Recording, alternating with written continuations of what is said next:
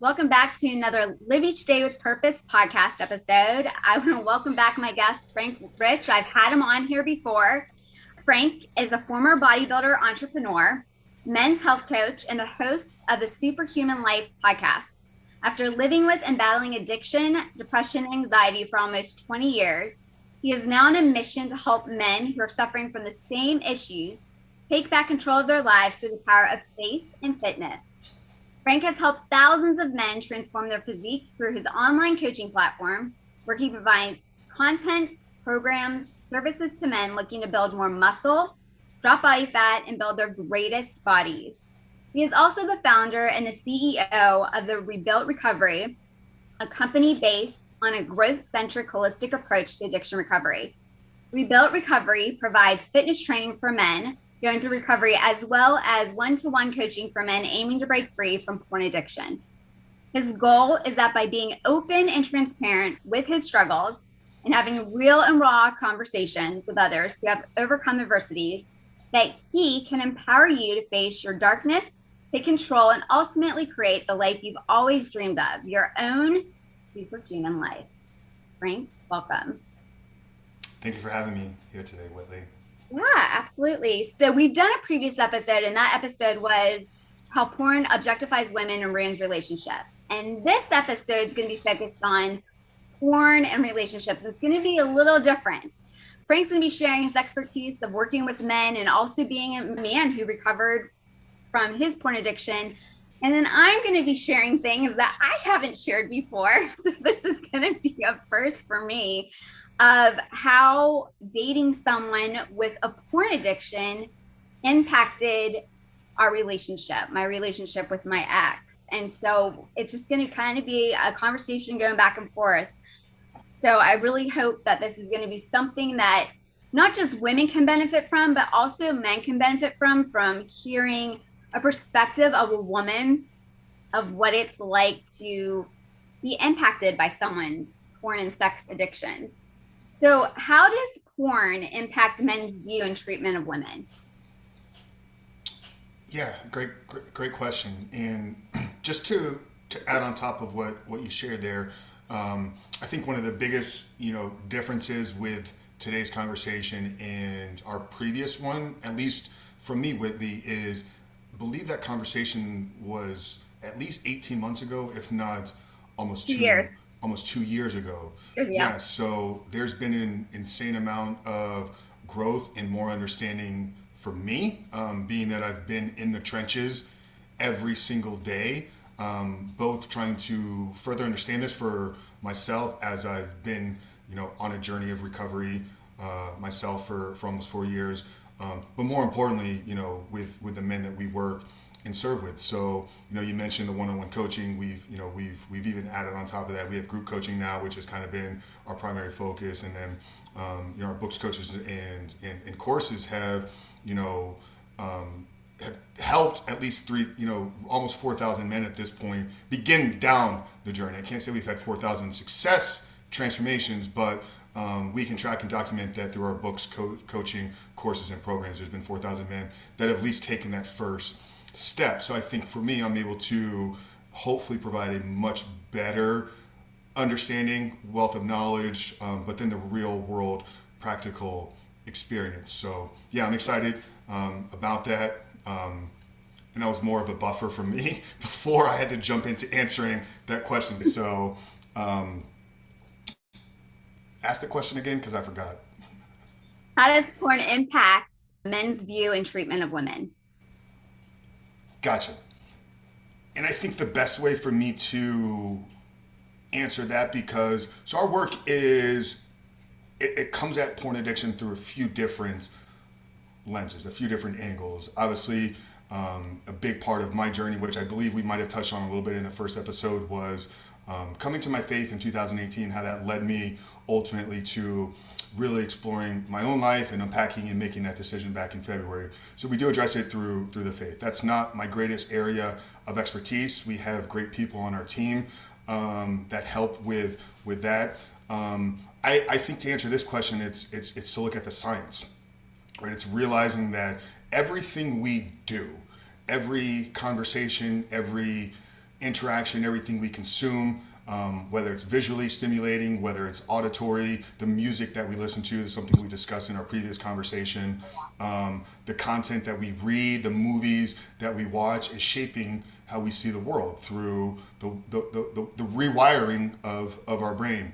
And all that means is that there's everything that is happening in this world is creating neural connection, this firing kind of going on underneath the hood. This is the way that our brain communicates. It sends these signals back and forth. So our brain is segmented into certain parts. Like there's certain parts of our brain that are there for relationships. There's certain parts of our brain that are there for connection, for pursuit of goals, for intimacy, for understanding objects and actually being able to process and translate. Okay, I see something, I want to go pick it up. There's a bottle. You picked up something at the same time as I did. That's interesting. But when my brain sees this cup or this bottle that's sitting on the desk, it signals object. Okay, so there's an area within the brain that is known to objects. So I can send a signal to my hand, pick it up. Now I'm not consciously thinking about this. All this is happening subconsciously or even many times unconsciously. This is the amazing thing about the human body, right? There's all these things that we don't even wear. Like, thank God, right, that he put us together in such an incredible way. But I see an object, I want to go pick it up. When I'm in a relationship with a woman, though, when I'm in intimacy, when I'm in connection, it's a whole different area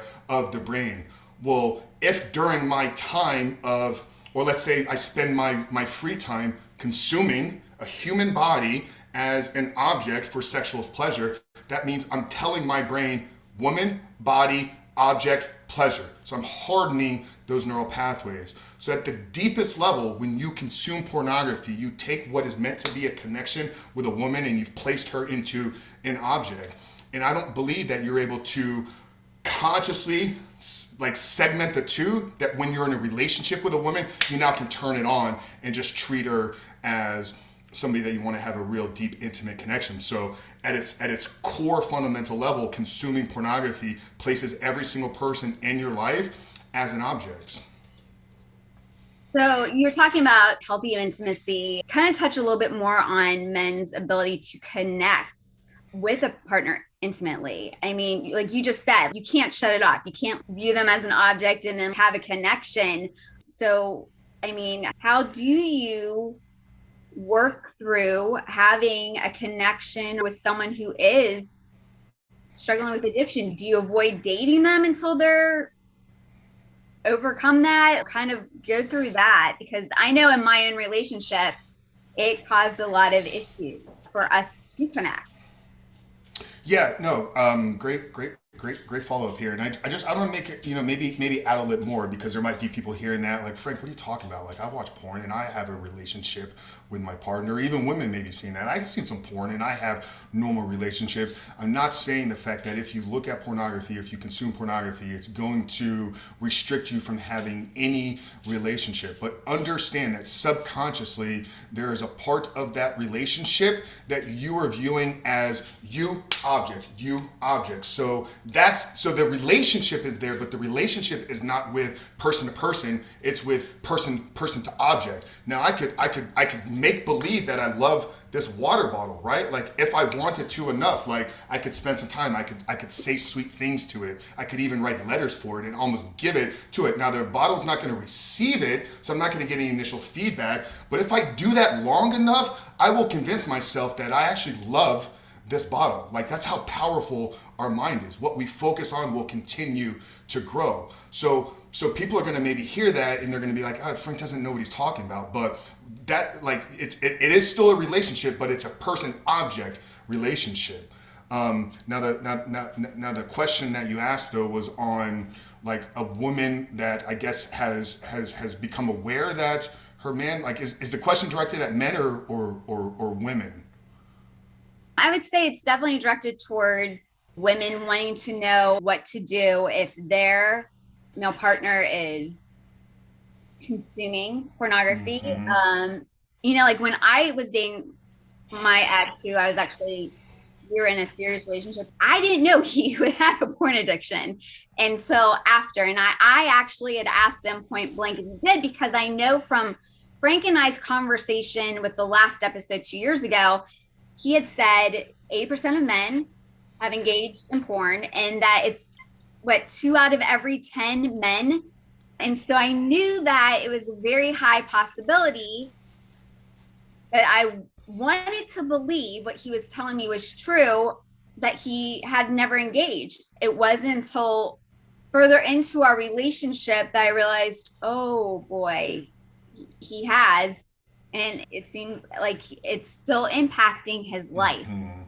With someone having a porn addiction and consuming porn, is you're wanting to create connections in intimate relationships. Well, it kind of serves as a disconnection.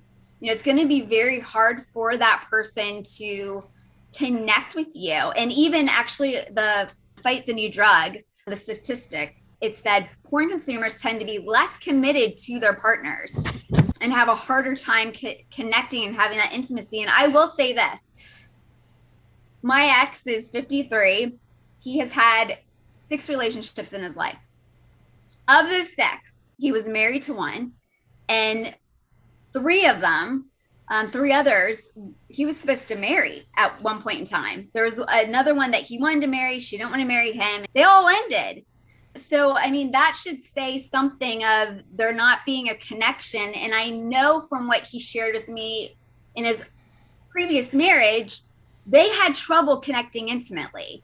And of course, I would later find out why, because of all the porn that he was then revealing to me that he was engaging in. So, what do you look for if your partner might be consuming porn? What would be the red flags or the signs that that's happening? Yeah, I think to answer this completely, I think we need to segment relationships, right? You have early on getting to know somebody, kind of dating, relationships where I guess you're kind of evaluating, is this person right for me? Is there a potential future here? So that's a kind of, I don't know what the talking or stage, like I'm not really hip to the current lingo or slang here, but so have that would be a type of relationship though. But then you have people that are, invested into, a committed relationship, 6 months to a year, maybe up to 2 years. Like if you're with somebody for more than 2 years and like you're still dating, like you got some other things you might want to evaluate there. So you have the early stages, then you have the relationships that are committed. Then you have engaged people, and then you have married people. So I don't know. I don't think we can shotgun all of them and give advice that's going to be work for all of them. So I think maybe we can kind of bucket these, and I'll just kind of start here with the beginning because I want to be able to speak from an expert coach, but add an insight of experience and opinion because I'm not a dating expert, and I just want to make sure that context is there. But for me, this entire journey started in 2019, and at that point I was in a 3.5, 4 year long-term committed relationship, which going back like were some red flags just with that length of time. But the initial kind of journey started because I wanted to really make that relationship work long term. Like I thought we were ready to maybe take it to the next stage, but I wasn't willing to do that in the current state and version that I was in. So I started down this journey in a relationship long term. Year and a half kind of post beginning down this journey, that relationship foundation kind of crumbled. So for me, it's been 2 years of being a single man, working, like I said, day in and day out in the trenches with a lot of men, spanning all 4 stages of those relationships. So in that early stage, like, I don't know, I think this is kind of a personal thing. Like you gotta find a place to like bring it up. Like if this is something that is like a major discussion and conversation point for you, and it's like you hold hard stands like that you will not pursue a relationship with a guy that's struggling with it, like why wouldn't you just ask it? Like and if you can't, that doesn't mean that you feel as comfortable with the individual. Like if we're unwilling to entertain a conversation with a certain person, we need to figure out why that is even, like why is that a red flag? Is it something that we're struggling with and we're not comfortable with the conversation? Are we concerned with how they're going to react? Or we just not feel close and safe enough with them? So I think bringing it up, as early on as possible for you, once again, if that is something that is like at the highest, level of importance for you. So I think having the conversation, And then you have to pay attention to like how early on is like the discussion of sex even brought up. I know one thing for you, Whitley, you've talked a lot about this, is like your commitment to purity. Like, you know, you are steadfast and committed to waiting. And if you've expressed that early on with somebody, yet they still try to bring into the conversation sex frequently, there's a reason why. And number one, I think that's disrespectful to what you expressed was important to you, but there's a reason why that's at the top of their mind. It's obviously not top of mind for you. It shouldn't be top of mind for them, and it shouldn't be around the conversations that you guys are having. That means that that is being brought into their thought patterns somewhere else, either due to maybe previous consumption or just things that they're regularly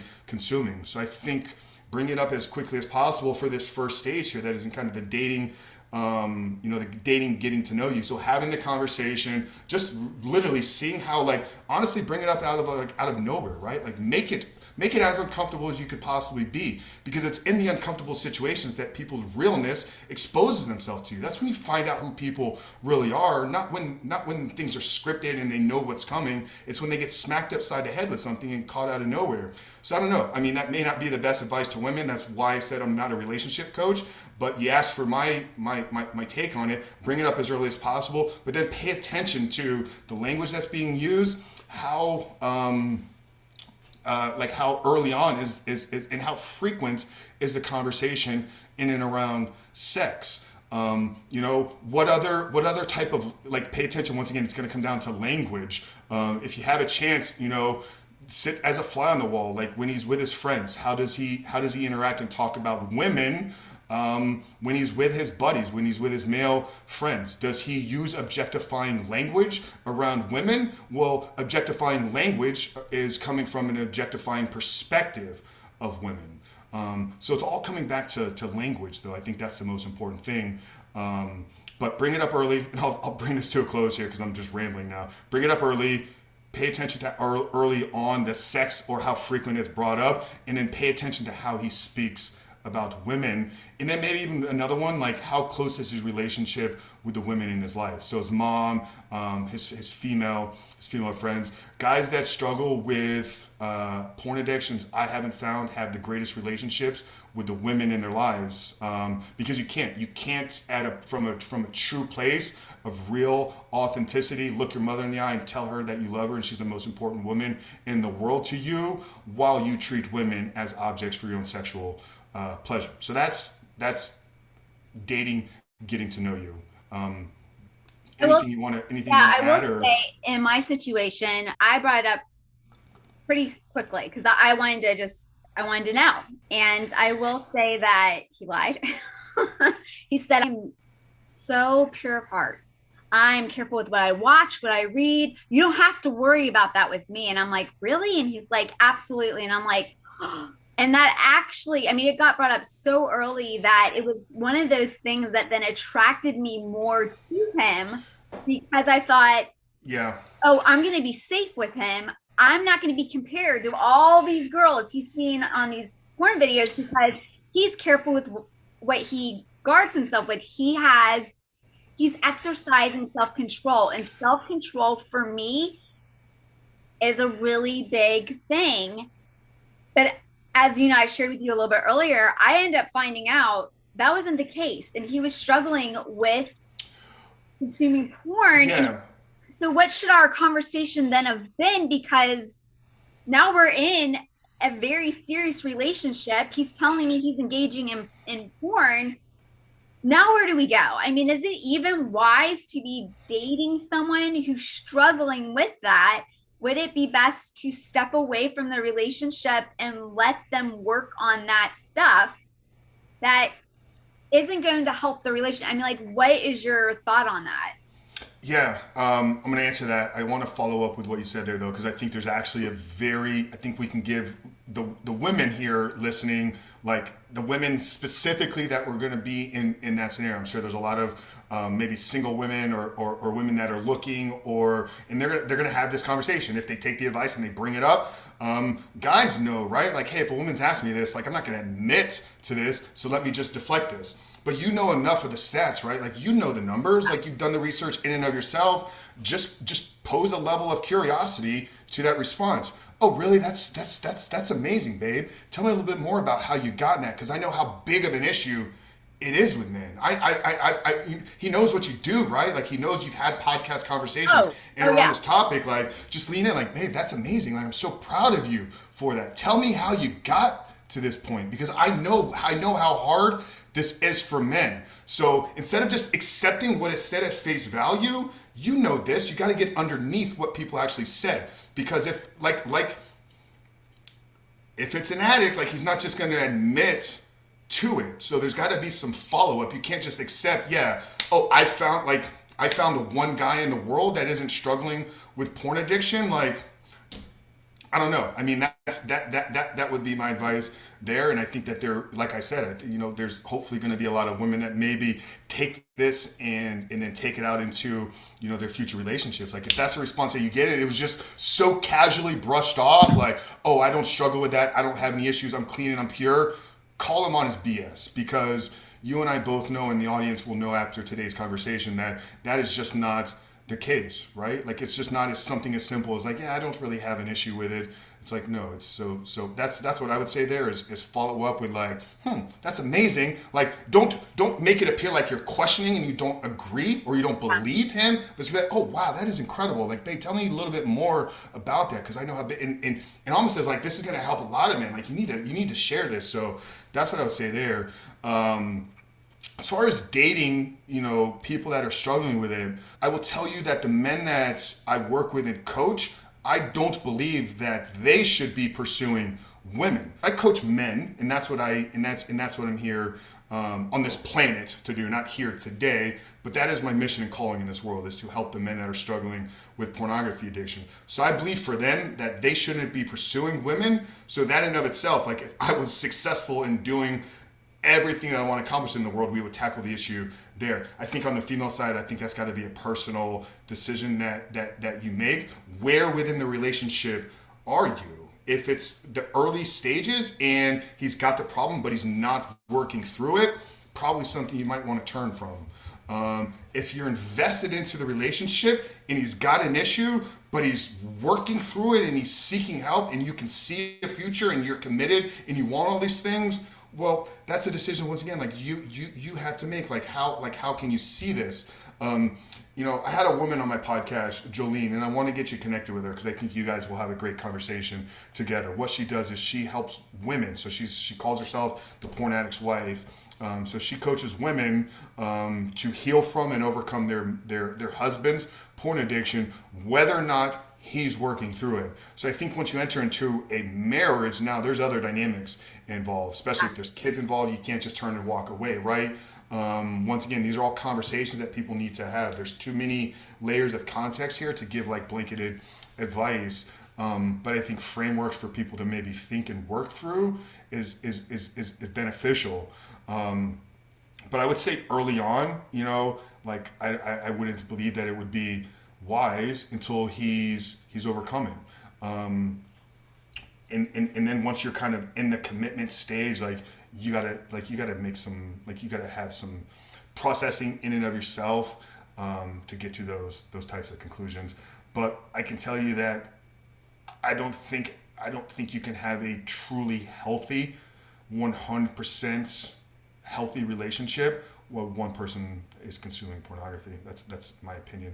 You had said something just a little bit ago about when you have these conversations with him, see how he responds. Like, is it going to be kind of like well received? And I remember when we were talking about boundaries in dating, he's saying he's a Christian, he's saying he's pure of heart. This should not be a difficult conversation. He should be right there with me, because he did say, yeah, we're going to wait till we get married to be intimate. And we had been having a long conversation, and then we had this conversation, and I kind of eased into it. His next response was, well, that was a good conversation. You just ruined it. And I was met with opposition. If you're going to be in a relationship with someone, they're telling you they love you and they don't care enough to honor your boundaries, get out of the relationship. That's not the relationship you should be in. And the right guy, like a good, honorable, godly guy that is striving to do his best, if he's like, okay, baby, this is like your boundaries, I want to be with you. And at the end of the day, it's about being with you. I'll work through the boundaries. I'll honor those boundaries because I want to be with you. And that wasn't the response that I got. And it caused a lot of issues. I want to share it to spread awareness because I think this shows how porn can impact relationships. But before I get into that, I want to see if Frank has any comments or remarks on that, or if there's anything you'd want to add to that. Yeah, I think, I mean, if anything, I don't want to sound like I'm giving myself credit for my previous response, but you know, what I said in the early stages is like, pay attention to the conversation in and around sex. You know, when is brought up. I want to circle back even a little bit further though, because I believe like a good man, like a strong man, a biblical man, actually leads the relationship in having that conversation in and around the boundaries. He shouldn't have to wait for you to bring that up. Men are called to lead the relationship. They should be the one that should know exactly what is going to make the woman that they're interested in courting. Let's use that word because I think that's a better word than dating. I think courting is actually what people should be doing. I agree. So if he's a biblical man, he's having that conversation. He's setting those boundaries, and he's making sure the woman is on board with him. Yeah. So that would be my response. There is women like you should be looking for those type of men. And I think that's a good point because throughout our relationship, he never brought up these conversations, guys. I had to be the one to bring them up and say, hey, I think we need to have a conversation. And he would follow that up with, oh, sorry, I should have brought that up. I should be a better spiritual leader. And I said, yeah, I need you to lead. This isn't my role. It's my role to submit and follow you. I can't submit to you if you're not leading. Mm-hmm. And so that, I will tell you, was a huge turnoff, and made me start to question a lot of things. He was 53, is 53, but he's much older than me. And we were having a conversation because this was concerning. He was married for 13 years and got a divorce. And I'm like, what happened? Because I'm married for life. So I need to know what mistakes happened in that marriage so that we don't make them in ours. And he talked about intimacy, about what would intimacy look like in our relationship. We were having a conversation and he said, I can be really creative. And I think I just came up with a new way to get you pregnant. And I'm like, oh, okay, well, what is this way? Because I pretty much know from sex that there's one way. Pretty sure God got it right the first time. Like, yeah.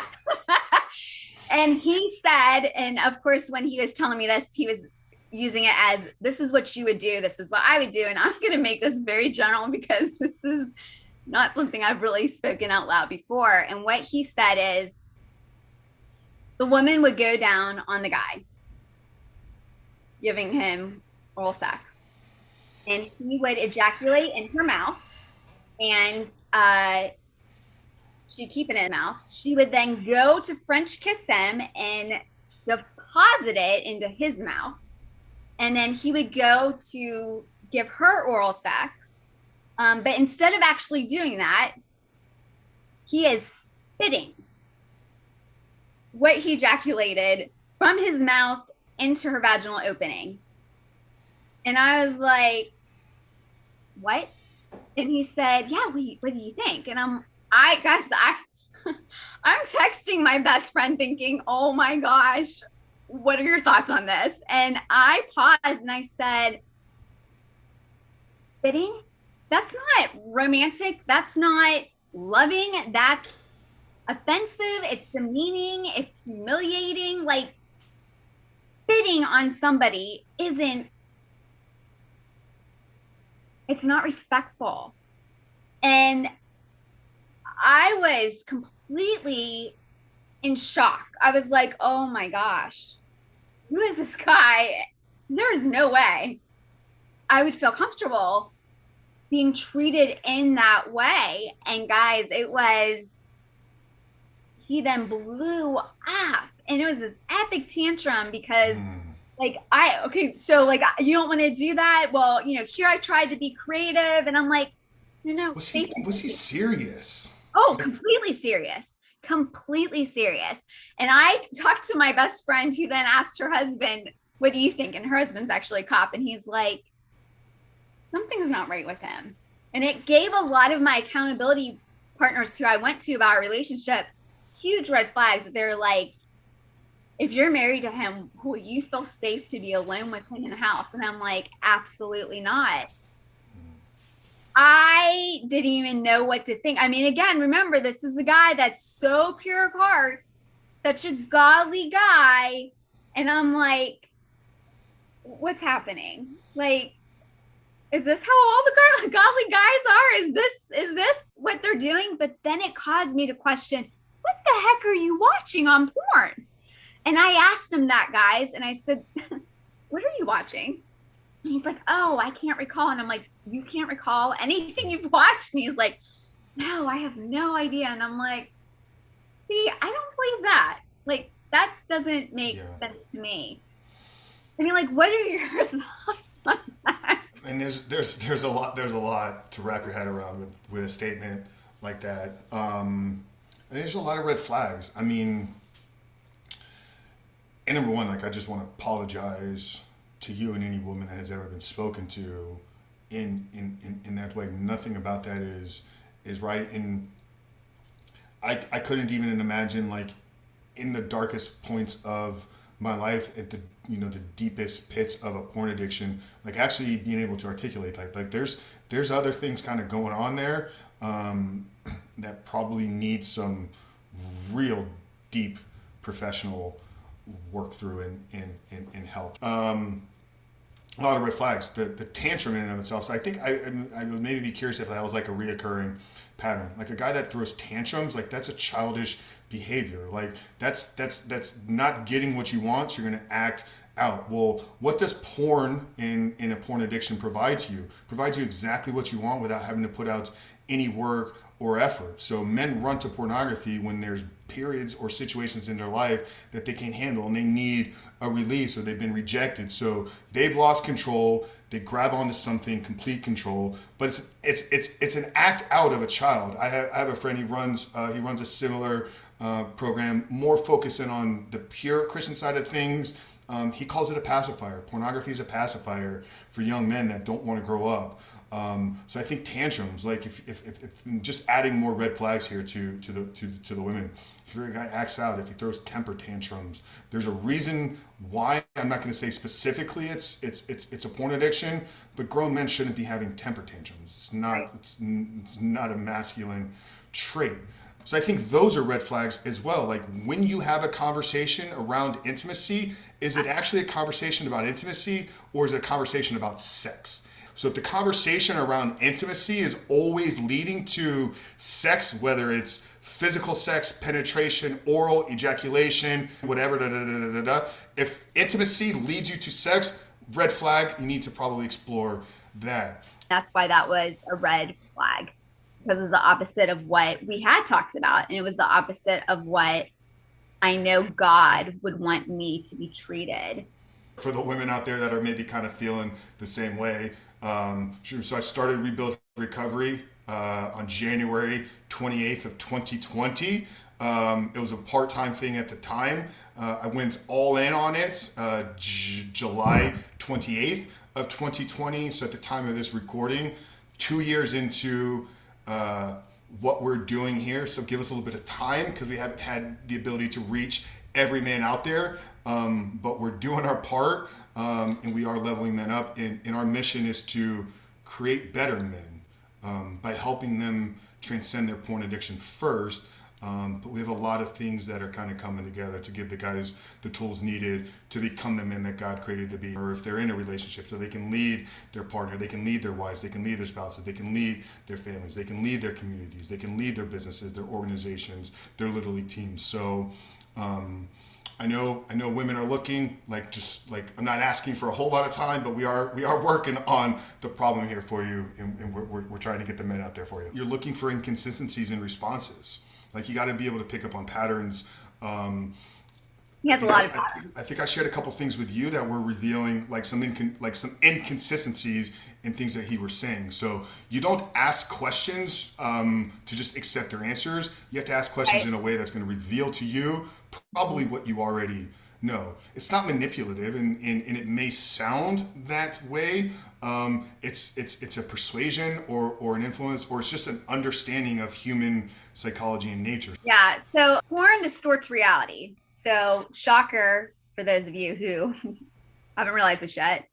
Porn is not what it really is in real relationships. It's distorted reality.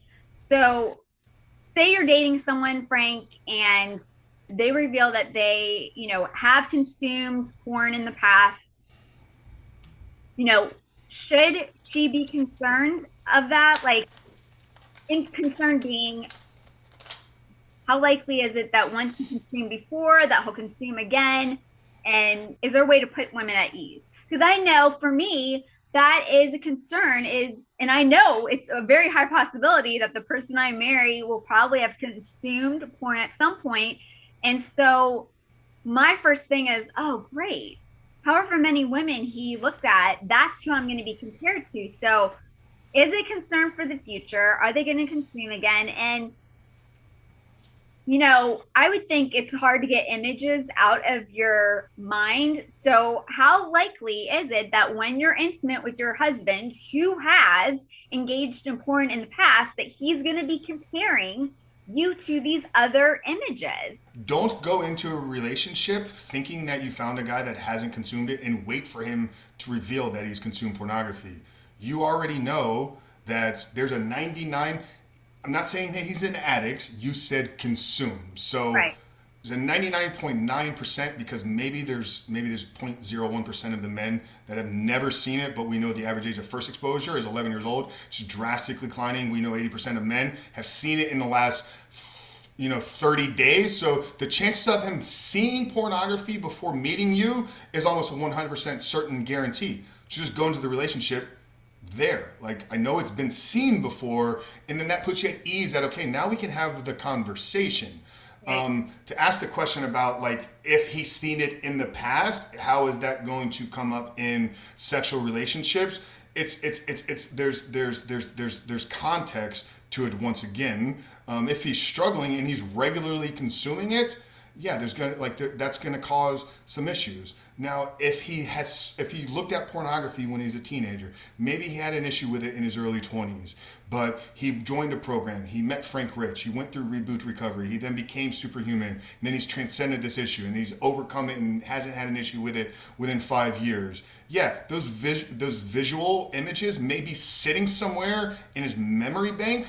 But there's a lot of things that have happened to you. There's a lot of things that you've seen that you have a memory of, but they don't come up because you don't spend time actively thinking about them. So it's going to come up if he brings it up. But if he's gone through the reboot and the rewiring and he's fully overcome this and he's conquered his sexual desires and he's a man that walks out and lives a porn-free life and he keeps his eyes gazed on God first, and he's not objectifying women, and he's consuming the right type of content, he's actively pursuing growing and becoming better, and he's working in service, and he's serving his community, and he's involved with his church, and he's leading other men, so he's playing an active role in mentorship. Yeah, that guy's not going to have an issue with bringing up past visual memories. Now, there may be a point somewhere down the road where maybe like something triggers like that coming up, but I don't think it's going to be an issue like in the physical like intimacy of your sexual relationship. No. Okay, girls, if you just heard that, that's positive. Because I will say, I went into this relationship being so concerned. He was going to say that he was exposed to porn, because that's been my greatest fear, is that it would impact our intimacy connection, especially sexual. Not exposure or consumption. I mean, no, like, yeah. if he's But actively got a problem, which he did, which is came up later on. But yeah, the concern of like whatever if he's seen it in the past or consumed it, we just have to go into a relationship just understanding that, hey, it's happened and this is where we're starting from. Now let's have the conversation of, if you're not struggling with it, what was that like for you? I don't think so. I don't think all men struggle the same though. I think there are certain types of people. It's interesting because I was having a discussion recently around kind of how I believe like people that struggle with addictions are just untapped, like high performance. Like I think sometimes our compulsions and our addictive behaviors is fulfilling a need that if we were able to tap into like a high performance, whether it's launching a business or physical pursuits. So I think that there's different levels of struggling with addiction. So yeah, I mean, just because he's seen it in the past doesn't mean that it's going to come up. And just because he's seen it in the past doesn't mean that he's had an addiction. Just because he maybe struggled with it for a little bit in his early 20s doesn't mean that he was, fully, like immersed in it and didn't have a normal life. Like there's layers and there's levels to all of this. I just want to go over some statistics that you had actually sent me with Fight the New Drug. So pornography consumption is linked to men's enjoyment of degrading, uncommon, or aggressive sexual behaviors. It can lead them to be more likely to objectify and dehumanize others, which I shared that with the whole his creative idea of how to get me pregnant. That, I mean, Frank said red flag. So with that, I think it's important because you had kind of mentioned men being leaders. You mentioned a lot about faith, and I think faith is so important and the foundation that we should have in life, in relationships. Let's talk a little bit more on what roles in relationships look like. I mean, so you're saying the man should be the leader. Absolutely. The woman, there's a reason the woman's role is to submit. And guys, I'm not talking about some crazy societal BDSM type of submit that they've perverse the Christian biblical submission to be. That's no. This is a beautiful act of submission, just like we're called to submit before God, because it's supposed to be God, man, woman, father, husband, wife. There's a reason for that. So what are some other things a relationship should be? Like, what is the role that the woman should be having? What is the role that the man should be having? You said leader. What else should women be looking for? And not only that, but for men, like just a reminder for you, but also so that you know the role women should be playing for like what you're looking for. What are your thoughts? You want me to pull out the list? Well, Spent a just lot like, of time on this. A lot of well, time. I love this conversation though. I think I'm gonna come at it from this way. So God created Adam. Then he gave him a mission or a purpose or a calling on his life. Men pursue the women, but as women are being courted, I guess is a better way to say this. Are they being courted by men that are walking in their purpose in mission? And this is a tough one, right? Like, what's he do for a living? Like, what's the impact he's having on the world? Like, can he not hold a job? Is he bouncing around every 6 months?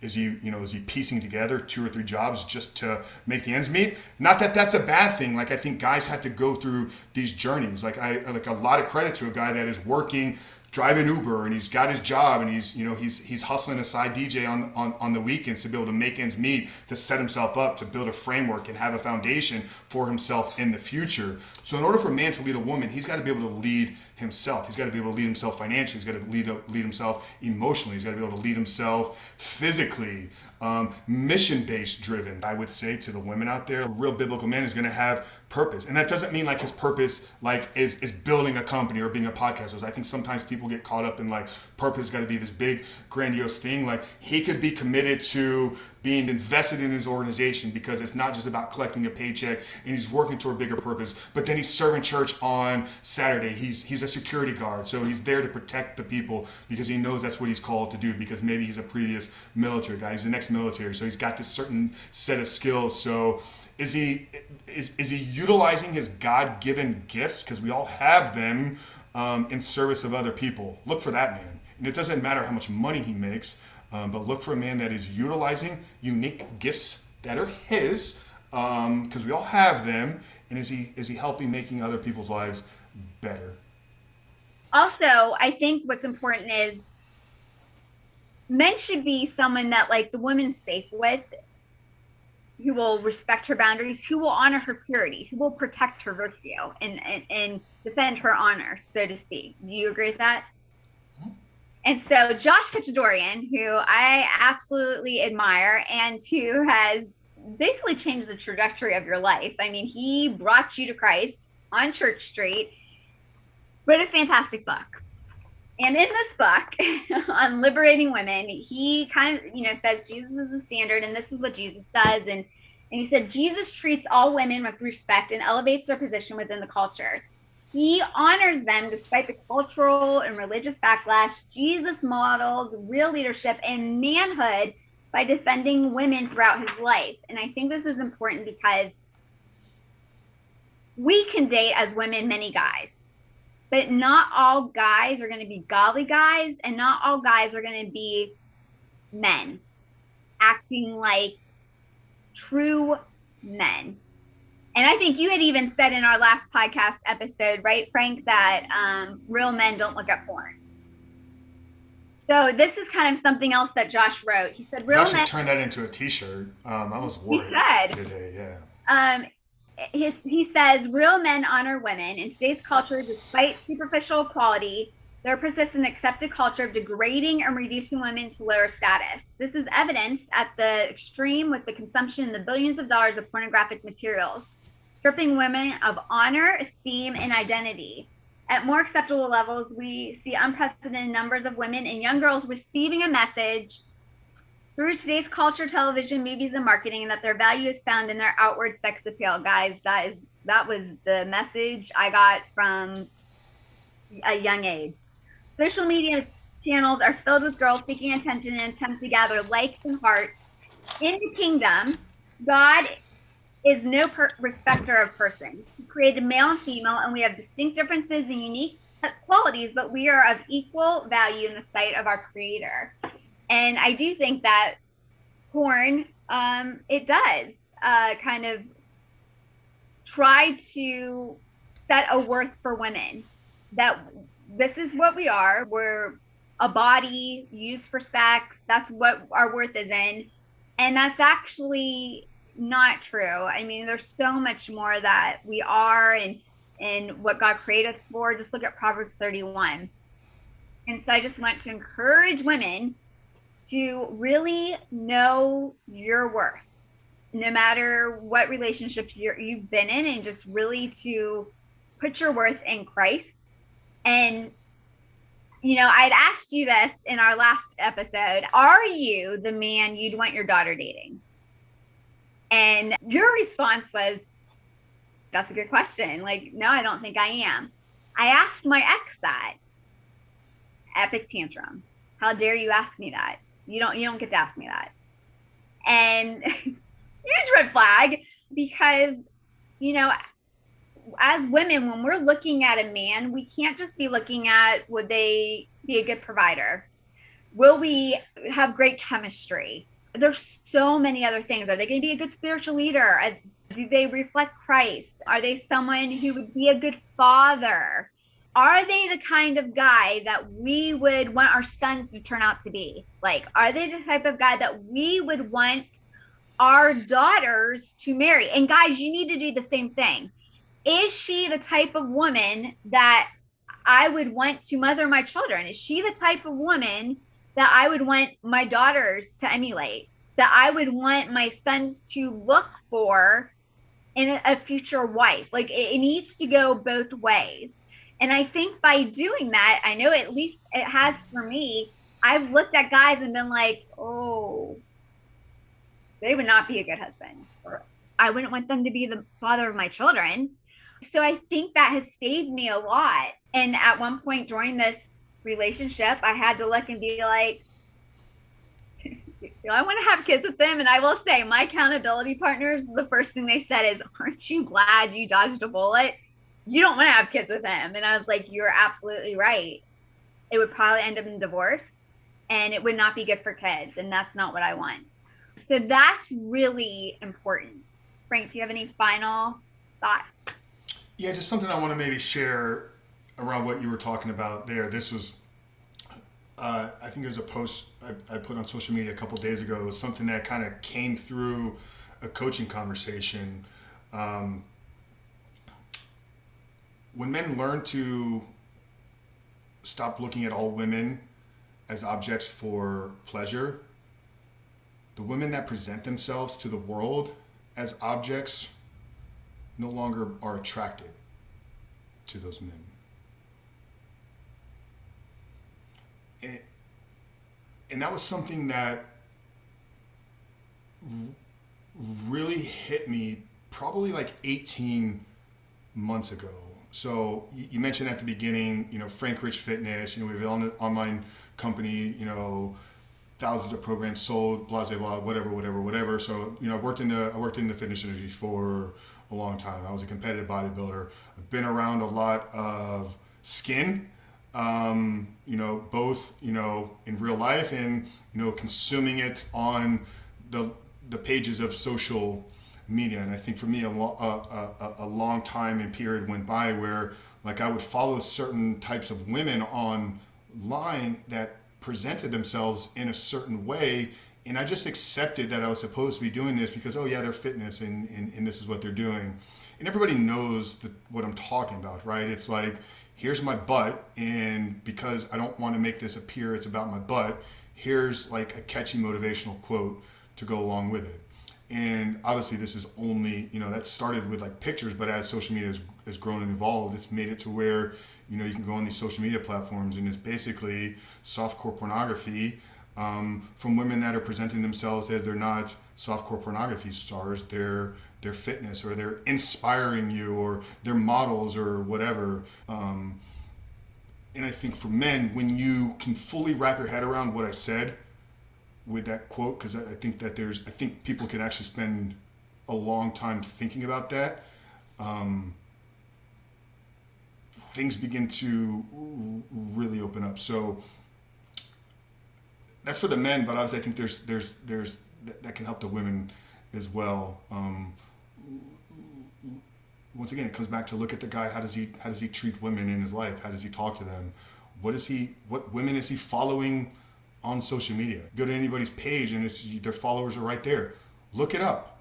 Look it up. Does he pull his social media? So for me, a long time I wouldn't open Instagram when I was in public I wouldn't open it in public at all, and I definitely wouldn't open it when I was around my ex, because I knew there was a 95% probability that first or second picture or image was something I didn't want her to see. So I mean, once again, like, I don't think that any of this is manipulative. I don't think it's wrong. He's not openly sharing these things, but it's a part of his life.